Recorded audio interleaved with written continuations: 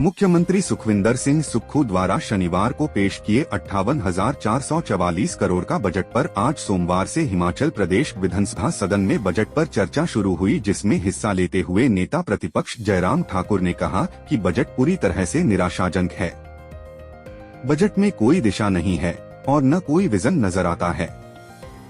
जनता जान चुकी है कि चुनाव से पहले झूठी गारंटियां देकर कांग्रेस सत्ता में आई। एक वर्ष के बाद भी उन पर कोई काम नहीं हुआ, सारी घोषणाएं धरी की धरी रह गई। 2024-25 के लिए माननीय सदन में मैंने अपना चर्चा के दौरान अपना वक्तव्य रखा है और सबसे पहले तो इस बजट के संदर्भ में मुझे ये कहना है कि बजट में कोई भी दिशा नहीं है, कोई भी विजन नहीं है, ना ही कुछ करने की मानसिकता दिखती है और ना ही कोई इस प्रकार की इच्छा शक्ति दिखती है कि हिमाचल प्रदेश को हम आने वाले समय में विकास की राह पर आगे बढ़ा सके। मैं इस बात को कह सकता हूं कि कांग्रेस पार्टी की अब सारी बातों से लोग अच्छी तरह से समझ गए हैं।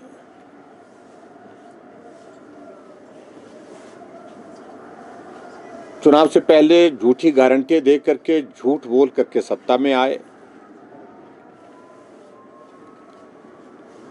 सत्ता हासिल करने के बाद पहला बजट प्रस्तुत किया, उसमें बहुत सारी घोषणाएं की।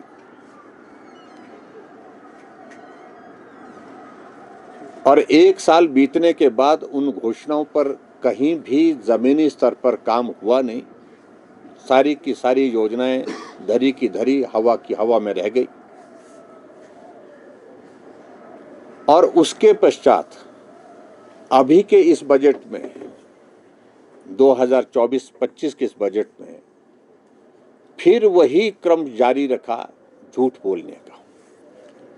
मैं समझ सकता हूं कि ठीक लोकसभा के चुनाव से पहले ये बजट प्रस्तुत हुआ है। कुछ वर्गों को उन्होंने थोड़ा थोड़ा लाभ दे करके उनको लुभाने की कोशिश की है, लेकिन हकीकत यह है कि समाज का कोई भी वर्ग जो है वो खुश नहीं है।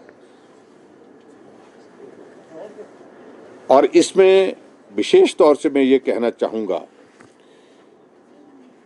58,444 करोड़ रुपए का अब की बार जो बजट प्रस्तुत किया है, उसमें फैक्ट्स ये हैं कि जो राजस्व प्राप्तियां,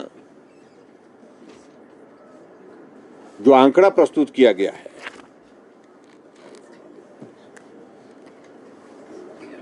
वो कहा उन्हें 42,153 करोड़ रुपए की राजस्व प्राप्ति होने की संभावना है।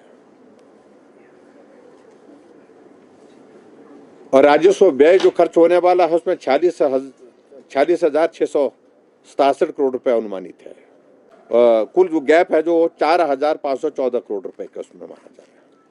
और जो राजकोषीय घाटा उसके जिक्र में उन्होंने कहा है कि बजट में कहा है कि 10,784 करोड़ रुपए का अनुमानित है।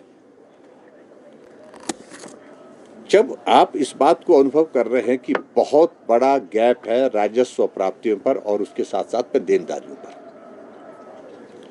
उस गैप को आप कहां से पूरा करेंगे, उसके बारे में कहीं भी कोई भी उल्लेख नहीं है। आखिरकार हिमाचल प्रदेश में जो वित्तीय परिस्थिति है वो इस कदर बन गई है कि कुल लोन जो है हिमाचल प्रदेश में 87,778 करोड़ रुपए का हो गया है। 14 महीने में 14,000 करोड़ रुपए का ऋण हिमाचल प्रदेश के ऊपर कांग्रेस की सरकार बनने के पश्चात हो गया है। आप कल्पना कर सकते हैं कि ऐसे में किस प्रकार से आने वाले समय में विकास के कार्य में हिमाचल प्रदेश आगे बढ़ सकता है। सबसे बड़ा प्रश्न तो यह है कि जो पिछली जो घोषणाएं की हुई है,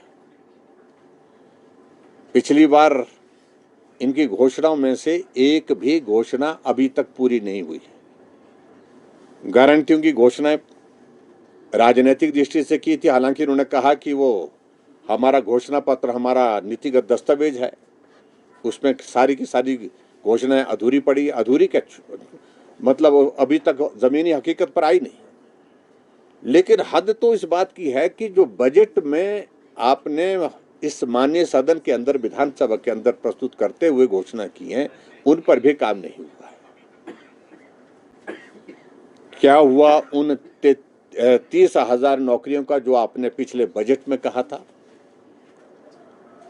जब कांग्रेस ने चुनाव से पहले गारंटी दी तो उस गारंटी में उन्होंने कहा था कि 1 लाख नौकरियां 1 साल में निकालेंगे और 5 लाख नौकरियां 5 साल में देंगे।